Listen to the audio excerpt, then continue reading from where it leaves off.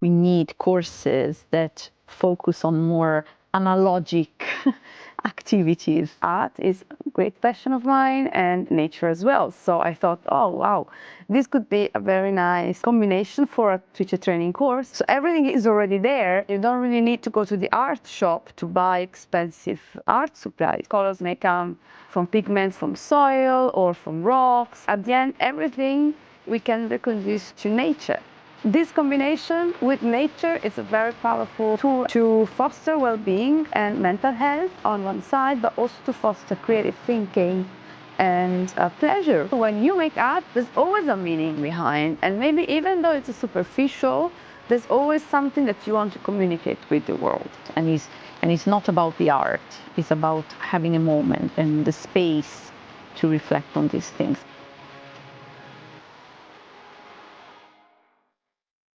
Hello everyone, and welcome to another one of our fantastic interviews. And today is not just any trainer, but is one of the originals. Marta, how long have you been in Europass? Kind of 10 years, a decade. A decade, yeah. A lifetime. Well, come on. as a child's lifetime. And Marta is here today because she recently designed and launched and has facilitated a course that is having a lot of success about art and nature. What is the exact title, Marta? Art and Nature, Sustainability Approach for All Teacher. Okay. And why this topic about art and nature? First of all the courses that I create usually are connected to my researches, to my passions, and art is a great passion of mine and nature as well. So I thought, oh wow, this could be a very nice combination for a teacher training course, also considering the special moment we are living right now and the focus that we should give to sustainability in everything we do in our life, so also of course in teaching, and not only for those courses that are about sustainability, but all across the whole curriculum. And I feel like a lot of the courses that we are publishing right now are very, very much focused into AI, the new IT tools, which of course, no, it has been a big revolution in the educational field, so it makes sense. But it also feels more than ever that we need courses that focus on more analogic activities, yeah, right? Absolutely. Actually, if we think about relaxing somewhere in the world to have a nice break, immediately we think about nature. And if we think about our ancestors, they were making art since very early in prehistoric age. So I thought like this must be a connection. And as a matter of fact, in art history, there are a lot of examples where art combines nature or represents nature. And nowadays we are all, curved on our mobile phones, but it's also time, and many people are realizing the importance of being outdoor, disconnect from the internet tools, and also, of course, to make things with their hands. So from ceramic, pottery classes to art classes, to cooking classes, everything is connected actually to our senses and to do something, but also to see what we have done with an immediate feedback, an immediate result. So this combination with nature is a very powerful tool actually that we have to foster well-being and mental health on one side, but also to foster creative thinking and pleasure, because it's pleasurable to make something, you see immediately the result. And if you connect with nature and maybe also using some natural tools to make art, then you're really satisfied. And if you do this with other people, then it's even more powerful. Yes, of course, it makes total sense with, we have this kind of dopamine addiction now that we are all a bit victim scrolling. And there is just something very satisfying about playing with your hands, with your eyes, with something more tangible. No? Like you said, you immediately see the result. I think this is... Yeah. Very important. I think every teacher wants to introduce these elements in the class, not to bring calm, to bring well-being, creativity, critical thinking. Like I've never met a teacher that said, no, I don't want those things in my class. Me neither. But sometimes the logistical constraints are scary, no? Because if I am the science teacher, if I am the English teacher, then I have to take time away from the curriculum, and then I don't have the budget. Yeah. So if I am an English teacher and I want to bring the benefits of art and nature into my class, and I call you and say, Marta, I have this class and I want to bring art and nature into the class, what can I do? That's a nice question. Well, it depends on the age of the students, of course, right? But while you were talking, I thought about music of nature. Sometimes we are in the class and it would be very powerful to listen to the sounds of nature, and we don't have, because maybe we are in the city center or it's very crowded in the rest of the school. So we can actually play some music inspired by nature that maybe students have recorded during the week, and then we put it together, we listen to the sound of nature, and in the meantime we can draw whatever we want, and then we describe. So we exercise our language skills, explaining, describing what is the scenario that we have created. So this is already great activity that can combine sounds of nature and drawing. And what do you think the main benefits are of doing an activity like this in class? First of all, you connect with your students. So there's no barrier between the teachers and the students, and you also can have fun with it. And also you maybe can also draw your little drawing and then share it to the group, so you get closer to them. But also they kind of reach a moment of distress. So they're not there only to perform, but also they're there to connect with themselves, connect with the teachers, with each other. So the stress level decreases, and they're more prone to enjoy the lesson. And we know that then when they enjoy, then they're really good. They learn. Yeah, they're ready to learn. Yeah.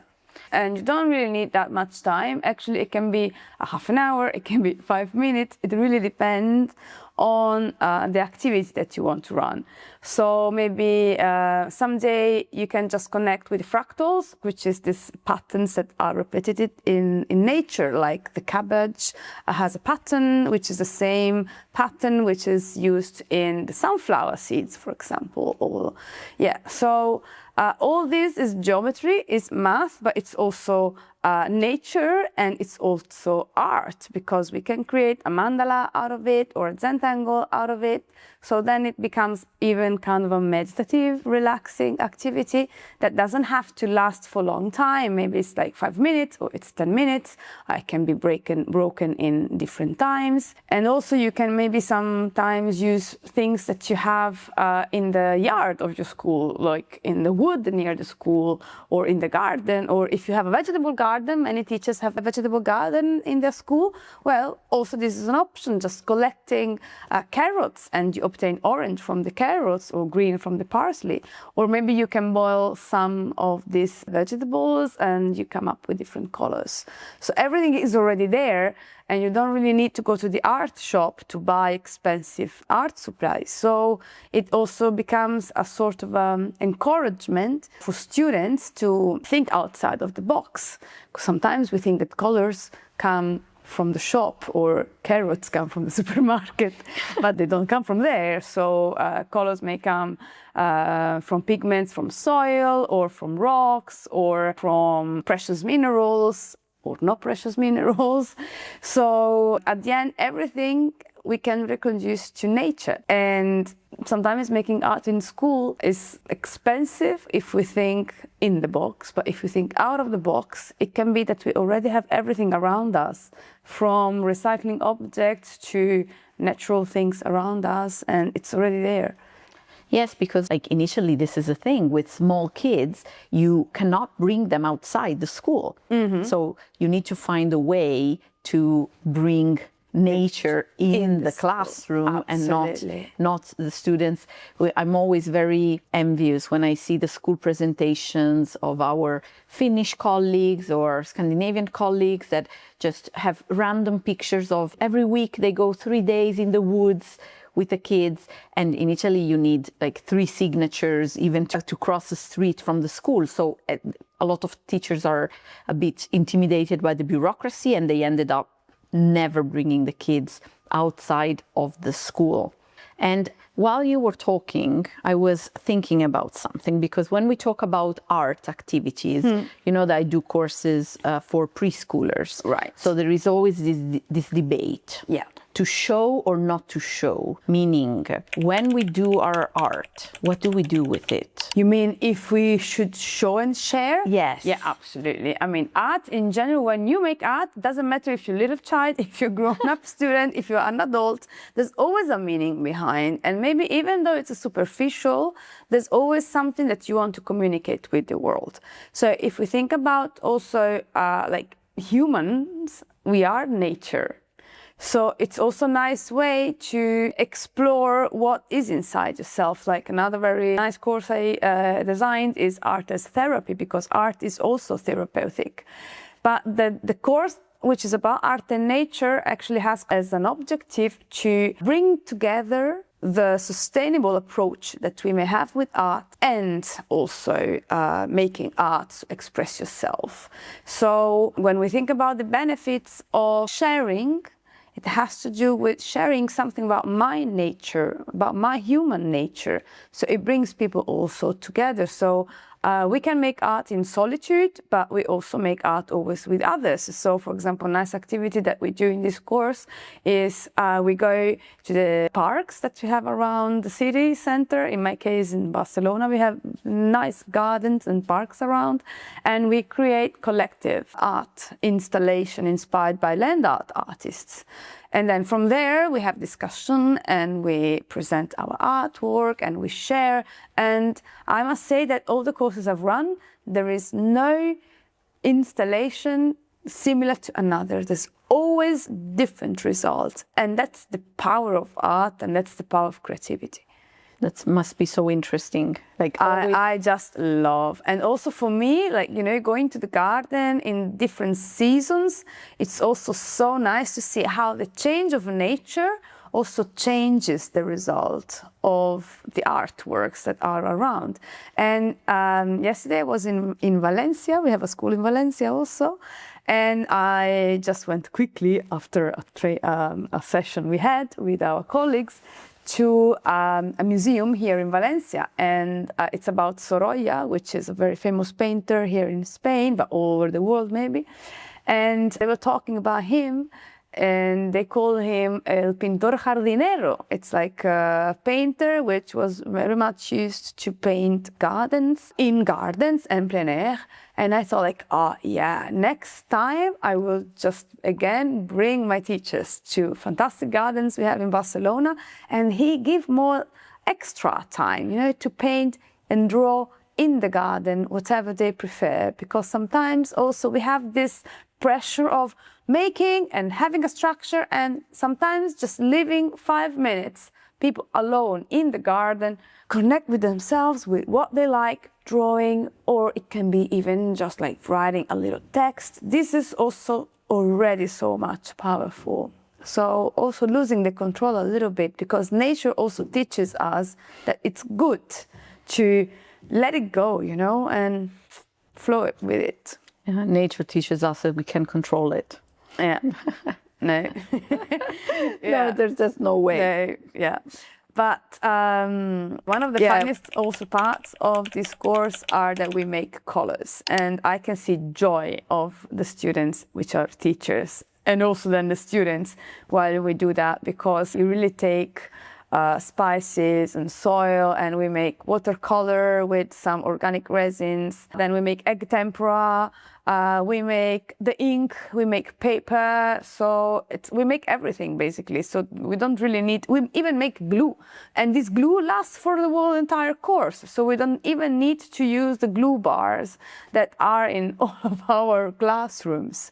And it's just amazing. This is incredible also for sustainability, but also I can imagine just how fun it would be with kids. Yeah. Make the colors, make the paper. Yeah, but also with grown-up students. So it's really nice for everyone. Finally, we have like a little chart with all the colors and explanation about what we used to make them.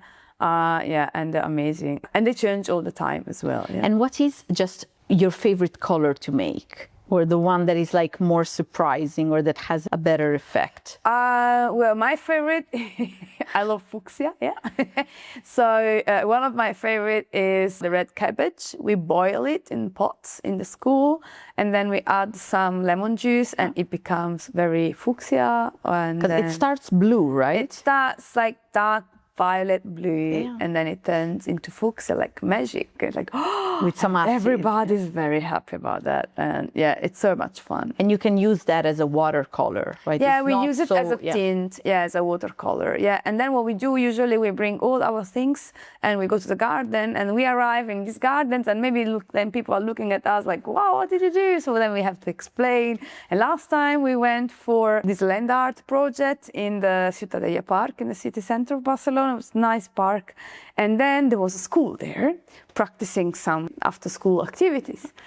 And they all came around us. So finally, we ended up from 15, we were like more than 50 people having fun, sharing with them. So yeah, everybody was very happy. I also think, and I would put myself in that group. I don't think of myself as an artist. I think I am quite creative in other aspects of life, but when it comes to drawing or painting, I'm never, not even remotely satisfied. And that's why I always feel a bit uncomfortable to do an art activity with my students, because I feel like I'm not good enough in art to propose an art activity to my students. Yeah. I understand that, and it's very common, especially among adults. So for this, we can invite you to 2 courses. One is the Art and Nature course, and the other is Drawing and Painting in Barcelona, which is a course we only have in Barcelona, and where everybody is an artist. Actually, this is the title of the course. And sometimes arrive teachers with like 0 skill in drawing and in painting, and finally they're all just like believe in themselves that they are artists, and the students also will be artists, because that's the power of art, that you just have some potential in it. You just have to practice and and have fun. So not only our art teachers can do this. No. And I must say that if you're an art teacher, you're always very welcome to come to our courses, but you will be surprised that there are always other teachers that have different motivation, but they are attending the course. And most of them are teachers that maybe are asked by students, hey, teacher, can you draw me an elephant? And I'm like, oh, I don't know how to draw an elephant. Maybe they have never thought about it. So they come to acquire some basic drawing skills or just to become more confident. But then I had like really lots of science teachers, math teachers, language teachers, physical education teachers just coming for these courses, because it's everything. It's about making, so all the subjects can benefit from it. And for you personally, what is your favorite activity that you do, art and nature? I don't know, because I first of all, I change the activities most of the time, so it's very hard to choose. But I think also one of my favorite is printmaking. So what we do in this course is also we create collage, but collage starting from nature. So, of course, we use our natural glue, the one we created. We make patterns with a few techniques like printing techniques, jelly plate techniques, other techniques, and then we create like final collage, which are always different, but through different techniques and nature exploration. So it's not just taking a piece of paper from the magazine that is somewhere. No, it's about researching nature around, and then from there making patterns, and then from there we make collage. Is it a collaborative collage, or everyone works on their own piece? Yeah, mainly it's collaborative, but you can also work on your own. So yeah, the needs of the participants for me are the most important thing, as the needs of students, right? There are some students, they would prefer to work on their own. Some others, they prefer to collaborate. So it really depends on the case. So you're flexible. Yeah, we're flexible in that. Absolutely. Teachers, we have to be flexible. Yes? Always, never. Always. It's a superpower for teachers, right? Yeah, always. And I liked also how sustainability is so present in this course, like making colors, making. Yeah. How do you make glue, by the way? This is a secret. You have to come to the course to discover it, Christina. You have to come over. I wanted to make it. Secret. You have to come to Barcelona and discover it. But actually, it's very easy. Well, I'll tell you in a bit. Okay, privately. No, it's. I don't want to spoil it. Okay. Also, then. the ink.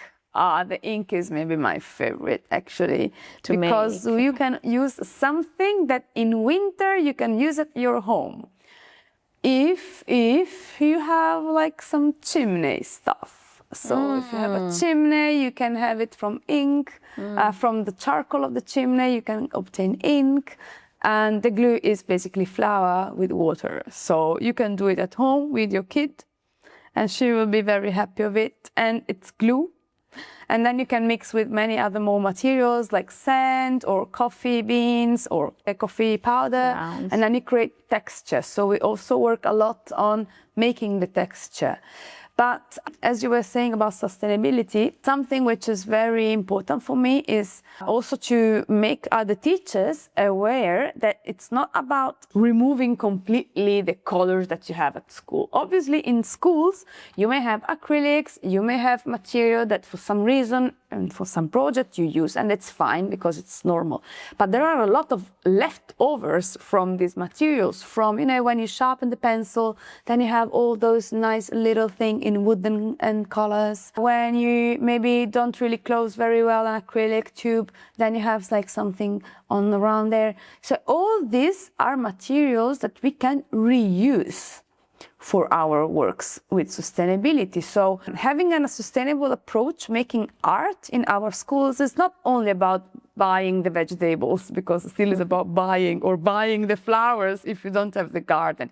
It's really about looking around you and with a different perspective and think about, okay, this can be converted in something else, which for the moment, I don't know what it is, but I save it, And then with your students reflecting on what can we make out of it. Also, old paintings. I'm sure in many schools you may have a lot of old paintings from some students, which is not even there anymore, but you still have them. Yeah, take them because they can be very useful for another piece of art. I think there's so many benefits. No? Yeah. But even this approach that you talked about right now is not like greenwashing, like we are using flowers because we want to show that we are green. No, it's about teaching that approach of look around before you go and buy something, look around, use what you have. I think that is the true value of sustainability, no? Yeah. Sometimes it's like, I would like to bring flowers to my teachers to work with flowers today.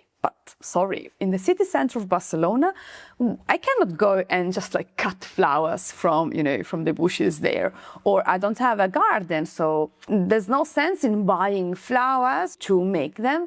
But maybe in some gardens, after rain or after some wind, there are some flowers already, on the floor so that you can take them. So what we also do is we make like walks around the garden to select the elements that we can then bring to the classroom and use. And sometimes they are flowers, sometimes there are other things, but we don't buy things to make it nice. You know what I mean? Then, of course, there might be a lot of children or students that have nice houses with nice gardens, and then if you take from mom some flowers, they will be very happy about it. It will be okay. It will be okay, but you don't really go to public spaces cutting flowers, right? So this is also sustainability.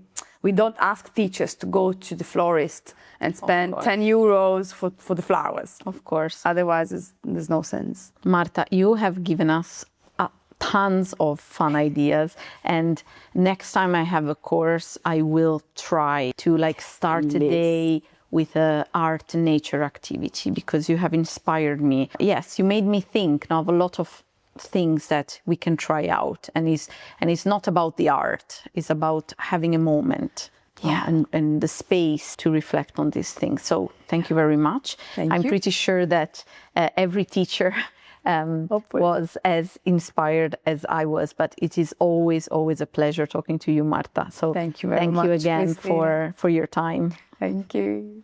Bye, everyone. Bye.